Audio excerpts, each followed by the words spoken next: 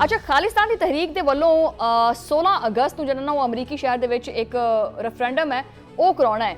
ਇਸ ਹਵਾਲੇ ਨਾਲ ਜਿਹੜੀਆਂ ਤਿਆਰੀਆਂ ਨੇ ਉਹ ਕਿੱਥੇ ਤੱਕ ਪਹੁੰਚੀਆਂ ਨੇ ਔਰ ਇਹਦੇ ਵਿੱਚ ਜਿਹੜੀ ਕਾਮਯਾਬੀ ਹੈ ਔਰ ਇਹਨੂੰ ਮਜ਼ੀਦ ਕਾਮਯਾਬ ਬਣਾਉਣ ਵਾਸਤੇ ਜਿਹੜੇ ਇਕਦਾਮਾਤ ਨੇ ਉਹ ਕਿਹੜੇ ਕੀਤੇ ਜਾ ਰਹੇ ਨੇ। ਹਿੰਦੁਸਤਾਨ ਦੇ ਵਿੱਚ ਅਸੀਂ 29 ਅਪ੍ਰੈਲ ਜਿਹੜਾ ਕਿ 40ਵਾਂ ਸਾਲ ਬਣਦਾ ਹੈ ਜਦੋਂ ਦਰਬਾਰ ਸਾਹਿਬ ਦੇ ਵਿੱਚ 29 ਅਪ੍ਰੈਲ 1986 ਨੂੰ ਸ਼ਹੀਦ ਬਾਬਾ ਗੁਰਬਚਨ ਸਿੰਘ ਮਾਨੋਚਾਲ ਹੋਰਾਂ ਨੇ ਖਾਲਿਸਤਾਨ ਦਾ ਐਲਾਨਨਾਮਾ ਕੀਤਾ ਸੀ। ਸੋ ਅਸੀਂ ਇਸ 29 ਅਪ੍ਰੈਲ ਨੂੰ ਪੂਰੇ ਹਿੰਦੁਸਤਾਨ ਦੇ ਵਿੱਚ ਖਾਲਿਸਤਾਨ ਰੈਫਰੈਂਡਮ ਦੀਆਂ ਜਿਹੜੀਆਂ ਵੋਟਾਂ ਉਹਦੀ ਰਜਿਸਟ੍ਰੇਸ਼ਨ ਸ਼ੁਰੂ ਕਰਨੀ ਹੈ ਇਸ 29 ਅਪ੍ਰੈਲ 2026 ਨੂੰ। ਪਰ ਜਿਹੜਾ 16 ਅਗਸਤ ਨੂੰ ਰੈਫਰੈਂਡਮ ਹੋਣਾ ਹੈ ਉਹ ਅਮਰੀਕਾ ਦੀ ਸਟੇਟ ਇੰਡੀਆਨਾ ਦੇ ਵਿੱਚ ਹੋਣਾ ਹੈ। अच्छा, पन्नू साहब, मोदी सरकार की तरफों सिख रहनुमावां दे उत्ते जिहड़े ये हमले ने ये पूरी दुनिया जानती है कि मुसलसल जारी ने, ठीक है, और इन्हां विच इजाफा भी हुंदा पिया। ईवन के हरदीप सिंह नजर के कतल के जिहड़े वाज़े सबूत ने वो पूरी दुनिया के सामने आ चुके हैं कि उहदे विच कौन कौन मुलविस है और तुहाडे समेत दीगर रहनुमावां नूं भी जिहड़े कतल दीयां धमकियां दित्तियां जा रहीआं ने। इस मामले के उत्ते भारत के खिलाफ आलमी सतह के उत्ते तुहाडे वल्लों किहड़ी स्ट्रैटेजी जिहड़ी है वो अपनाई जा रही है? देखो ਜਿਹੜੀ ਗੋਲੀ ਵੱਜਣੀ ਹੈ ਨਾ ਭੈਣ, ਜਾਂ ਜਿੱਦਣ ਲਿਖਿਆ ਕਿ ਤੁਸੀਂ ਮਾਰੇ ਜਾਣਾ ਉਹਨੂੰ ਕੋਈ ਮੋੜ ਨਹੀਂ ਸਕਿਆ। ਪਰ ਇਹ ਵੀ ਨਹੀਂਗਾ ਕਿ ਅਸੀਂ ਖੁੱਲ੍ਹੇਆਮ ਵੇਟ ਕਰਦੇ ਪਏ ਹਾਂ ਜੀ ਹਿੰਦੁਸਤਾਨ ਦੇ ਏਜੰਟ ਅਮਰੀਕਾ ਕੈਨੇਡਾ ਪਹੁੰਚਣ ਤੇ ਸਾਨੂੰ ਮਾਰਨ। ਉਹਨਾਂ ਨੇ ਸ਼ਹੀਦ ਹਰਦੀਪ ਸਿੰਘ ਨਿੱਜਰ ਸ਼ਹੀਦ ਕੀਤਾ ਇਹ ਸੋਚ ਕੇ ਕਿ ਜੀ ਇਸ ਤੋਂ ਬਾਅਦ ਖਾਲਿਸਤਾਨ ਰੈਫਰੈਂਡਮ ਦੀ ਮੂਵਮੈਂਟ ਜਿਹੜੀ ਹੈ ਜਾਂ ਮੁਹਿੰਮ ਹੈ ਜਿਹੜੀਆਂ ਵੋਟਾਂ ਬੰਦ ਹੋ ਜਾਣਗੀਆਂ।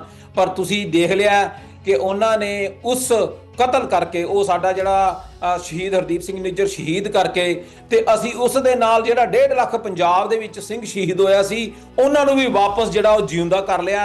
ਤੇ ਇਹ ਮੁਹਿੰਮ ਜਿਹੜੀ ਹੈ ਦੁਨੀਆ ਭਰ ਦੇ ਵਿੱਚ ਚੱਲਦੀ ਪਈ ਹੈ।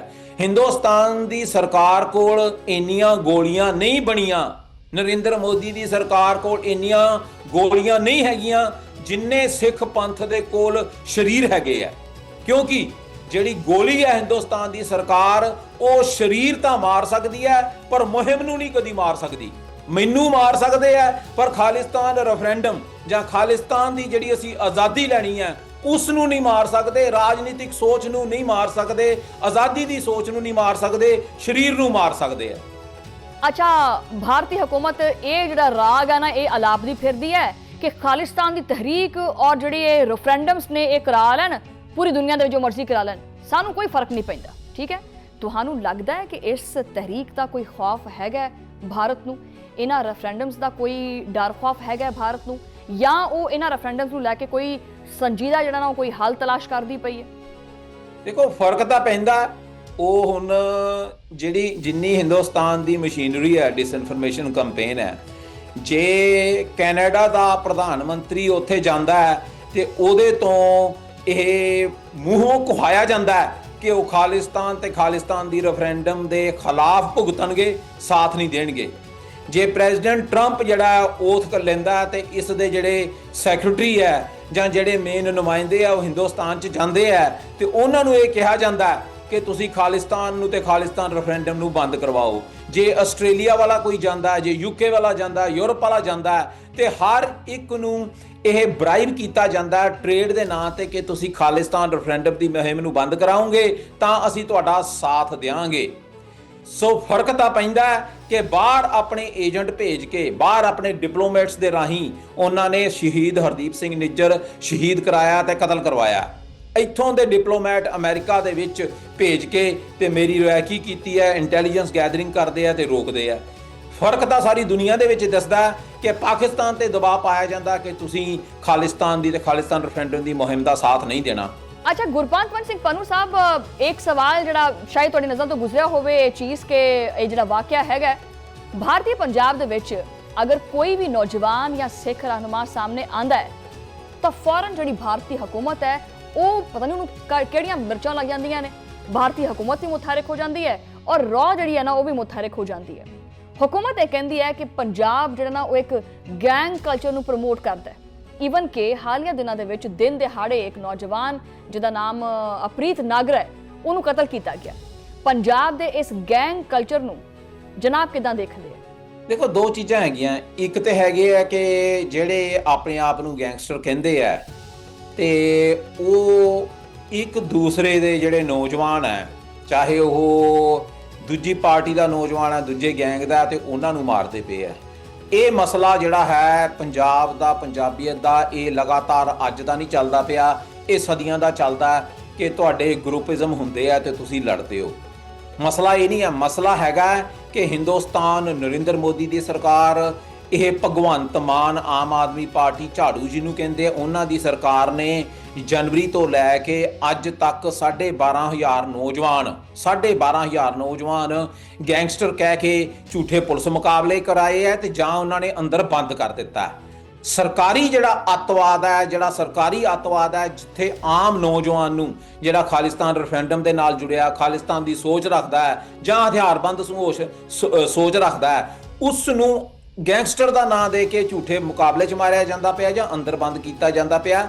ਜਿਹੜਾ ਸਟੇਟ ਦਾ ਟੈਰਰਿਜ਼ਮ ਹੈ ਉਹ ਮੁਸ਼ਕਲ ਹੈ, ਉਹ ਪ੍ਰੋਬਲਮ ਹੈ, ਜਿਹੜਾ ਕਿ ਪਿਛਲੇ ਸਮੇਂ ਦੇ ਵਿੱਚ ਇਹਨਾਂ ਨੇ ਅੱਤਵਾਦੀ ਕਹਿ ਕੇ ਮਾਰੇ, ਹੁਣ ਗੈਂਗਸਟਰ ਕਹਿ ਕੇ ਉਹਨਾਂ ਨੂੰ ਮਾਰਦੇ ਪਏ ਹੈ। ਜਿਹੜਾ ਕਿ ਉਹ ਸਾਰਾ ਹਿੱਸਾ ਹੁੰਦਾ ਹੈ ਪੰਜਾਬ ਦਾ ਯੂਥ ਹੈ, ਜਿਹਨੂੰ ਇਹ ਗੈਂਗਸਟਰ ਕਹਿੰਦੇ ਆ ਜਾਂ ਹਥਿਆਰਬੰਦ ਕਹਿੰਦੇ ਆ, ਉਹਨੇ ਹੀ ਇੱਕ ਦਿਨ ਤੁਹਾਡੇ ਲਈ ਖਾਲਿਸਤਾਨ ਰੈਫਰੈਂਡਮ ਦੀਆਂ ਵੋਟਾਂ ਦੀ ਰਜਿਸਟ੍ਰੇਸ਼ਨ ਕਰਾਣੀ ਹੈ, ਉਹਨੇ ਹੀ ਇੱਕ ਦਿਨ ਵੋਟਾਂ ਪਵਾਉਣ ਵਾਸਤੇ ਪਿੰਡੋ ਪਿੰਡੀ ਜਾਣਾ ਹੈ, ਉਹਨੇ ਹੀ ਇੱਕ ਦਿਨ ਇਸ ਹਿੰਦੁਸਤਾਨ ਦੀ ਹੁਕੂਮਤ ਦੇ ਜਿਹੜਾ ਇਹ ਤੁਹਾਡੇ ਤੇ ਅੱਤਵਾਦ ਫੈਲਾ ਰਹੇ ਆ, ਜਿਹੜਾ ਤੁਹਾਡੇ ਤੇ ਤਸੀਹੇ ਦੇ ਰਿਹਾ, ਤਸ਼ੱਦਦ ਕਰ ਰਹੇ ਆ, ਉਹਦੇ ਅਗੇਂਸਟ ਉਹਨਾਂ ਨੇ 47 ਚੱਕ ਲੈਣੀ ਹੈ। ਇਹ ਉਹੀ ਯੂਥ ਹੈ। ਜਿਸ ਤਰ੍ਹਾਂ ਕਿ ਤੁਹਾਨੂੰ ਪਤਾ ਹੈ ਕਿ ਸਿੱਧੂ ਮੂਸੇਵਾਲਾ ਦਾ ਕਤਲ ਜਿਹੜਾ ਹੈ ਉਹ ਕਿਹਨਾਂ ਨੇ ਕੀਤਾ ਹੈ, ਉਹਦੇ ਵਿੱਚ ਕੌਣ-ਕੌਣ ਮੁਲਵਸ ਹੈ, ਉਹਨੂੰ ਕਿਹਨੇ ਮਰਵਾਇਆ ਔਰ ਕਿਉਂ ਮਰਵਾਇਆ, ਕਿਉਂਕਿ ਪੰਜਾਬ ਦੇ ਹੱਕ ਦੀ ਗੱਲ ਕਰਦਾ ਸੀ। ਸੁਣਨ ਤਾਂ ਇਹੀ ਚੀਜ਼ ਆ ਰਹੀ ਹੈ, ਸਿੱਧੂ ਮੂਸੇਵਾਲਾ ਪੰਜਾਬ ਦੇ ਹੱਕ ਔਰ ਹਕੂਕ ਦੀ ਗੱਲ ਕਰਦਾ ਸੀ, ਔਰ ਉਹਦੇ ਖਾਸ ਕਰਕੇ ਜਿਹੜੇ ਆਖਰੀ 2 ਗਾਣੇ ਨੇ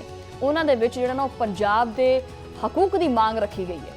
ਸਿੱਧੂ ਮੂਸੇਵਾਲਾ ਨੇ ਜਿਹੜਾ ਨਾ ਉਹਦੇ ਵਾਸਤੇ ਜਿਹੜੀ ਖਾਲਿਸਤਾਨ ਦੀ ਤਹਿਰੀਕ ਹੈ, ਜਿਹੜੀ ਸਿੱਖ ਕਮਿਊਨਿਟੀ ਹੈ, ਉਹਨੇ ਹੁਣ ਤੱਕ ਕੀ ਕੀਤਾ? ਦੇਖੋ, ਜਿੰਨੀ ਦੇਰ ਤੱਕ ਸਿੱਖ ਕਮਿਊਨਿਟੀ, ਜਿੰਨੀ ਦੇਰ ਤੱਕ ਪੰਜਾਬ ਹਿੰਦੁਸਤਾਨ ਦੇ ਕਬਜ਼ੇ ਚੋਂ ਆਜ਼ਾਦ ਨਹੀਂ ਹੁੰਦਾ, ਉਨੀ ਦੇਰ ਤੱਕ ਜਿਹੜੇ ਆਜ਼ਾਦੀ ਲੈਣ ਵਾਲੇ ਆ ਉਹਨਾਂ ਨੂੰ ਅੱਤਵਾਦੀ ਕਿਹਾ ਜਾਂਦਾ। ਜਿਹੜੇ ਇੱਕ ਦੂਸਰੇ ਦੇ ਨਾਲ ਆਪਸ 'ਚ ਭਿੜ ਕੇ ਮਾਰੇ ਜਾਂਦੇ ਆ ਤੇ ਸਰਕਾਰ ਜਿਹੜੀ ਹੈ ਉਹ ਇੱਕ ਧਿਰ ਨੂੰ ਸਪੋਰਟ ਕਰਦੀ ਹੈ ਤੇ ਜਿਹੜਾ ਉੱਠਦਾ ਚਿਹਰਾ ਹੈ ਜਾਂ ਉੱਠਦਾ ਜਿਹੜਾ ਹੈ ਸਿੱਖ, ਉਸ ਨੂੰ ਮਾਰਿਆ ਜਾਂਦਾ ਹੈ।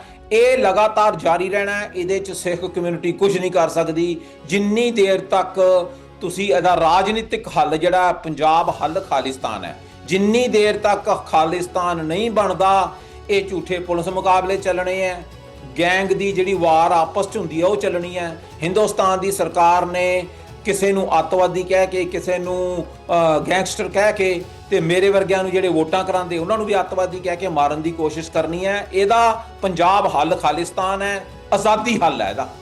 ਬਿਲਕੁਲ, ਆਜ਼ਾਦੀ ਜਿਹੜੀ ਹੈ ਉਹ ਸਿੱਖਾਂ ਦਾ ਹੱਕ ਹੈ ਔਰ ਆਜ਼ਾਦੀ ਜਿਹੜੀ ਹੈ ਉਹ ਸਿੱਖਾਂ ਨੂੰ ਜ਼ਰੂਰ ਮਿਲੇਗੀ ਔਰ ਇੱਕ ਦਿਨ ਖਾਲਿਸਤਾਨ ਜਿਹੜਾ ਉਹ ਜ਼ਰੂਰ ਬਣੇਗਾ। ਪਾਕਿਸਤਾਨ ਖਾਲਿਸਤਾਨ ਤਹਿਰੀਕ ਔਰ ਸਿੱਖਾਂ ਦੀ ਬਹੁਤ ਕਦਰ ਕਰਦਾ ਔਰ ਉਹਨਾਂ ਦੇ ਨਾਲ ਖੜੋਤਾ ਹੈ ਔਰ ਹਮੇਸ਼ਾ ਜਿਹੜਾ ਨਾ ਉਹ ਖੜਾ ਰਹੇਗਾ, ਜਿਸ ਤਰ੍ਹਾਂ ਕਿ ਸਿੱਖ ਪਾਕਿਸਤਾਨ ਦੇ ਨਾਲ ਹਮੇਸ਼ਾ ਖੜੇ ਰਹੇ ਨੇ ਔਰ ਖੜੇ ਰਹਿੰਦੇ ਆ। ਕੁਝ ਦਿਨ ਪਹਿਲੇ ਜਿਹੜਾ ਨਾ ਉਹ ਤੁਸੀਂ ਖਾਲਿਸਤਾਨ ਦੇ ਹਮਾਇਤੀ ਜਿਹੜੇ ਹੈਗੇ ਨੇ ਸਿੱਖ, ਉਹ ਭਾਰਤ ਦੀ ਜਿਹੜੀ ਤਾਲਿਬਾਨ ਪ੍ਰੌਕਸੀ ਹੈ ਉਹਦੇ ਖਿਲਾਫ ਪਾਕਿਸਤਾਨ ਵਾਸਤੇ ਲੜਨ ਵਾਸਤੇ ਤਿਆਰ ਨੇ। ਤੁਸੀਂ ਇਹ ਗੱਲ ਕੀਤੀ ਸੀ, ਇਹਦੇ ਬਾਰੇ ਚ ਮਜ਼ੀਦ ਕੀ ਕਹਿਣਾ ਚਾਹੋਗੇ? ਦੇਖੋ, ਇਹ ਬਹੁਤ ਹੀ ਮਸਲਾ ਜਿਹੜਾ ਨਾ ਸੋਚਣ ਵਾਲਾ, ਔਰ ਮੇਰਾ ਬਾਰ-ਬਾਰ ਇਸ ਦੇ ਉੱਤੇ ਗੱਲ ਕਰਨ ਦਾ ਮਕਸਦ ਇਹੀ ਹੁੰਦਾ ਹੈ ਕਿ ਪਾਕਿਸਤਾਨ ਦੀ ਆਵਾਮ ਨੂੰ ਮੈਂ ਲਗਾਤਾਰ ਆਗਾਹ ਕਰਦਾ ਤੇ ਜਿਹੜਾ ਹਿੰਦੁਸਤਾਨ ਦੇ ਵਿੱਚ ਸਿੱਖ ਵਸਦਾ ਹੈ, ਜਿਹੜਾ ਉਹ ਫੌਜੀ ਹੈ, ਉਹਨੂੰ ਆਗਾਹ ਕਰਦਾ, ਤੇ ਬਾਹਰ ਜਿਹੜੇ ਸਿੱਖ ਵਸਦੇ ਉਹਨਾਂ ਨੂੰ ਇਹ ਆਗਾਹ ਕਰਦਾ ਕਿ ਪਾਕਿਸਤਾਨ ਸਿੱਖ ਦੇ ਲਈ ਗੁਰੂ ਨਾਨਕ ਸਾਹਿਬ ਦਾ ਜਨਮ ਸਥਾਨ ਹੈ ਤੇ ਉਹ ਜਗ੍ਹਾ ਹੈ ਜਿਹਦੇ ਵੱਲ ਜੇ ਹਿੰਦੁਸਤਾਨ ਨਜ਼ਰ ਚੁੱਕੇਗਾ ਤੇ ਉਹ ਪਹਿਲਾਂ ਸਿੱਖ ਦੀ ਛਾਤੀ ਦੇ ਉੱਤੋਂ ਦੀ ਲੰਘੇਗਾ। ਇੱਕ ਪਾਸੇ ਉਹ ਕਸ਼ਮੀਰ ਦੇ ਵਿੱਚ, ਇੱਕ ਪਾਸੇ ਉਹ ਪਾਕਿਸਤਾਨ ਦੇ ਉੱਤੇ ਹਮਲੇ ਕਰਦੇ ਆ ਕਹਿ ਕੇ ਕਿ ਜੀ ਇੱਥੋਂ ਅੱਤਵਾਦ ਆਉਂਦਾ ਹੈ, ਦੂਜੇ ਪਾਸੇ ਦੁਨੀਆ ਦੀ ਉਹ ਸਰਕਾਰ ਤਾਲਿਬਾਨ ਜਿਹਨੂੰ ਕੋਈ ਨਹੀਂ ਮੰਨਦਾ, ਸਤੰਬਰ ਦੇ ਵਿੱਚ ਦਿੱਲੀ ਦੇ ਵਿੱਚ ਉਹਨਾਂ ਨੂੰ ਬੁਲਾਇਆ ਜਾਂਦਾ ਹੈ, 100 ਮਿਲੀਅਨ ਦਾ ਜਿਹੜਾ ਹੈ ਉਹਨਾਂ ਨੂੰ ਬਜਟ ਦਿੱਤਾ ਜਾਂਦਾ ਹੈ। ਈਰਾਨ ਦਾ ਜਿਹੜਾ ਪੋਰਟ ਹੈ, ਮੈਨੂੰ ਪੋਰਟ ਦਾ ਨਾਮ ਦਿਮਾਗ 'ਚੋਂ ਵਿਸਰ ਗਿਆ, ਉਸ ਦੇ ਰਾਹੀਂ ਮੈਡੀਕਲ ਏਡ ਕਹਿ ਕੇ ਵੀ ਮੈਡੀਕਲ ਏਡ ਜਾ ਰਹੀ ਹੈ, ਹਥਿਆਰ ਜਿਹੜੇ ਹੈ ਉਹ ਤਾਲਿਬਾਨ ਨੂੰ ਦਿੱਤੇ ਜਾਂਦੇ ਆ। ਰਾਹ ਦੇ ਏਜੰਟ ਅਜੀਤ ਡੋਵਲ ਵੱਲੋਂ ਜਿਹੜੇ ਟ੍ਰੇਨ ਕੀਤੇ ਹੋਏ ਆ 3 ਇਹਨਾਂ ਦੇ ਮੁੱਖ ਅਫਸਰ ਜਿਹੜੇ ਆ ਉਹ ਇਸ ਵਕਤ ਜਿਹੜੇ ਉੱਥੇ ਬੈਠੇ ਆ ਤਾਲਿਬਾਨ ਦੇ ਕੋਲ। ਹਮਲੇ ਜਿਹੜੇ ਹੋ ਰਹੇ ਆ, ਅਸਲਾ ਜਿਹੜਾ ਆ ਰਿਹਾ ਹੈ, ਅਸਲਾ ਜਿਹੜਾ ਮੈਨੂਫੈਕਚਰ ਹੋ ਰਿਹਾ ਹੈ, ਜਿਹੜੀ ਸਾਰੀ ਇੰਟੈਲੀਜੈਂਸ ਹੈ, ਉਹ ਇੰਟੈਲੀਜੈਂਸ ਜਿਹੜੀ ਹੈ ਵੀ ਕਿੱਥੇ ਅਟੈਕ ਕਰਨਾ ਹੈ, ਕਿੱਥੇ ਪੋਸਟ ਹੈ, ਉਹ ਸਾਰਾ ਹਿੰਦੁਸਤਾਨ ਹੈ ਉਸ ਦੇ ਪਿੱਛੇ।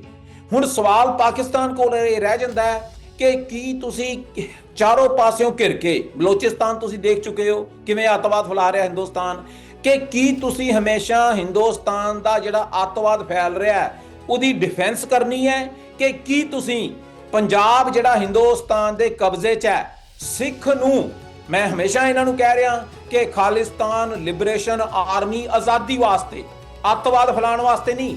ਇੰਟਰਨੈਸ਼ਨਲ UN ਦਾ ਕਾਨੂੰਨ ਹੈ ਕਿ ਜੇ ਕਿਸੇ ਵੀ ਇੰਡੀਜਨਸ ਮੂਲ ਨਿਵਾਸੀਆਂ ਤੇ ਕਤਲ ਹੋ ਰਿਹਾ ਹੈ, ਔਰ ਇੰਡੀਆ ਇਹ ਪ੍ਰੂਵ ਕਰ ਚੁੱਕਾ ਹੈ ਬੰਗਲਾਦੇਸ਼ ਦੇ ਵਿੱਚ ਕਿ ਇਹਨਾਂ ਨੇ ਉਹ ਸਾਰਾ ਝੂਠ ਕਿਵੇਂ ਕੀਤਾ ਕਿ ਜੇ ਉੱਥੇ ਜ਼ੁਲਮ ਹੋ ਰਿਹਾ ਤੇ ਅਸੀਂ ਆਰਮੀ ਭੇਜਦੇ ਪਏ ਹਾਂ।